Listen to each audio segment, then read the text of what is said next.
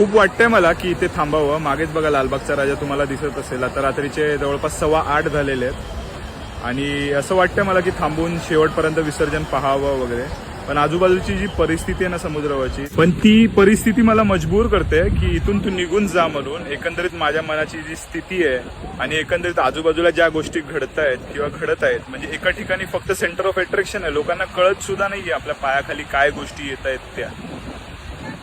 पण काय बोलायचं, म्हणजे आता जास्त वेळ थांबणार नाहीये मी. इथून लगेच निघतोय. फक्त मला वाटतं त्याने म्हणजे गणरायाने परिस्थितीचं भान असावं आणि कायम भावनेच्या भरात वाहून जाऊ नको म्हणून हा दिलेला रिअलिटी चेक असू शकतो.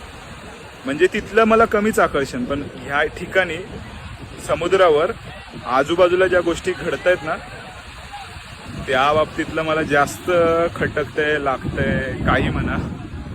इथे ना एक गणपतीबद्दलचं आता काय सांगू.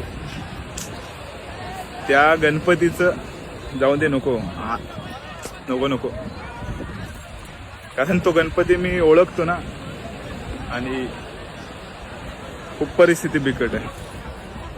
आणि असंच चालू राहिलं तर सणांचं काय होईल माहित नाही, पण नक्कीच एक दिवस भावनांचा उद्रेक होईल इतकं मात्र खरं आहे. एक जाता जाता फायनल टेक देतो. आता माझ्या मागे जी तुम्ही मूर्ती पाहत असाल ना, अखंड मूर्ती इथे आहे समुद्रावर आणि येणारे जाणारे जे प्रवासी आहेत ना ते दर्शन घेतात. बघा माझं मत इतकंच आहे, तुम्ही फ्रंट साईडनी पण बघाल, अंधार असल्यामुळे कितपत येते माहित नाही. जर जमत नाही ना तर सण साजरा करू नका, पण अशी गोष्ट करू नका की लावारिस मूर्त्यांना सोडून जाऊ नका.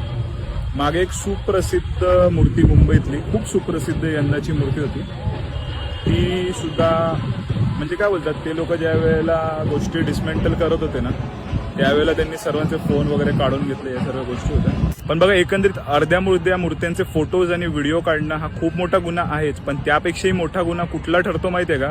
अर्ध्या मूर्त्यांचं विसर्जन करणं किंवा पूर्ण मूर्ती इथेच समुद्रावर सोडून जाणं. तर त्याबद्दलची दक्षता सर्व मंडळांनी घेतलीच पाहिजे आणि जबाबदारीपूर्वकच सर्व सण आणि एकंदरीतच आपल्या जबाबदाऱ्यांचं पालन केलं पाहिजे. टिळक महाराज धन्यवाद असा उत्सव आम्हाला दिल्याबद्दल आणि कायमच तुमचा विजय असो. बाकी हर हर महादेव.